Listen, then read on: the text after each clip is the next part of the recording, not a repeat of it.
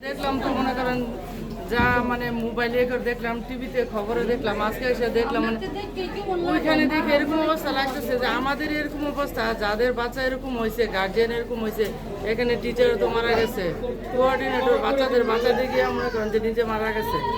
এখন মানে এটা মানে বলার মতন, আমি 2 দিন অসুস্থ অবস্থায় ছিলাম আমি এটা দেখার পরে, যে ওই বাচ্চা ছোট ছোট বাচ্চাগুলো যেভাবে পড়েছিল সেভাবেই নাড়াচাড়া করার সুযোগ পায় নাই। মানে এটা দেখার পর মনে হয় এটা মানে কেউই মানে এটা মানে সহ্য করতে পারবে না, এটা যে একটা অবস্থা। এখন আল্লাহ ওদের মনে করে যে ধৈর্য ধারণ করে তৌফিক দান করুক। একজন গার্জিয়ান হিসেবে আপনি এই যে ছোট ছোট বাচ্চাগুলো যে মারা গেছে, হয়তো বা এমনও আছে যে অনেক মায়েরা রান্না করে রেখে দিচ্ছে যে আমার মেয়ে ছেলে এসে অথবা দুপুর নাস্তা করতে পারে না। আপনি একজন মা হিসেবে আসলে এই বিষয়টা কেমন করছেন? এটা আসলে ভাইয়া বর্ণনা করার মতন ভাষা মনে হয় কারণ কোনো মানে মা বাবার কাছে নাই। কারণ কেউ ওই কল্পনাও করতে পারে না যে এরকম একটা ঘটনা আচমকা ঘটে যাবে।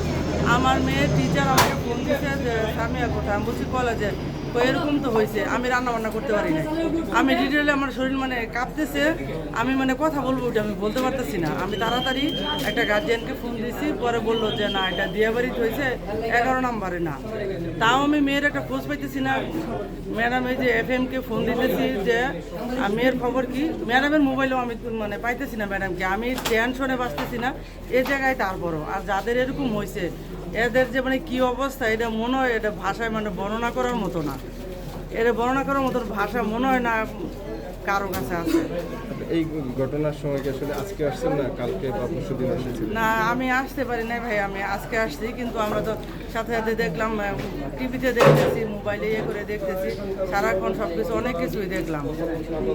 এখন সর্বোপরি এখন হয়তো আল্লাহ এই জায়গায় ওদের হায়াত শেষ হয়ে যাবে, এটা হইলো সর্বোপরি কথা। কারণ যতটুকু হায়াত আছে এর পর্যন্ত সবাই বাঁচবে, এখানে হায়াত শেষ হয়ে গেছে। এটা হয়েছে সর্বোপরি হয়েছে, সব শেষে সান্ত্বনা দেওয়ার জন্য এটাই বলবো যে আল্লাহ মানুষ মারা গেলেও বলতে হয় আলহামদুলিল্লাহ, কারণ আল্লাহ যা করে ভালোর জন্য করে। খারাপ হইলেও বলতে হবে আলহামদুলিল্লাহ, কারণ আল্লাহর উপরে সবার বিশ্বাস রাখতে হবে, যদি যতই খারাপ হোক না কেন। এখানে এইটুকু এদের মানে আয়ু আছে, সময় শেষ হয়ে গেছে, কিন্তু তারপরে যত কিছু যাই বলি না কেন মানে এই ঘটনাটা এত মানে দুঃখজনক, এত মর্মান্তিক, মানে বললাম না এটা বলার মতো না আসলে। আমি বললে আমি মানে আর বলতে পারতেছি না, মানে ছোট ছোট বাচ্চাগুলো এগুলো দেখার পরে মানে আর ভাষা করতে পারতেছি। আসলে অনেক গার্জিয়ানরা তো মানে ঠিক 10 মিনিট পরেই ছুটি দিবে, এরকম অনেক একটা ছয়ে এই ঘটনাটা ঘটছে, আর একটা সময় মানে অনেক বাচ্চাদের ছুটি হয়ে যাবে। ওই কলেজে যে ওই পাশে তো হইলো মানে 11 শ্রেণী, 12 শ্রেণী ওই পাশে, আর এটা হলো বাচ্চাদের ইয়া। আর এখানে আমি যে একটা মেয়ে বা ছেলে সাক্ষাৎকারে শুনলাম, মানে প্লেনটা ওই বিল্ডিং মানে মানে লাগোয়া ঘেঁষে পর আসছে আর কি, তখনই প্রচণ্ড একটা শব্দ হয়েছে।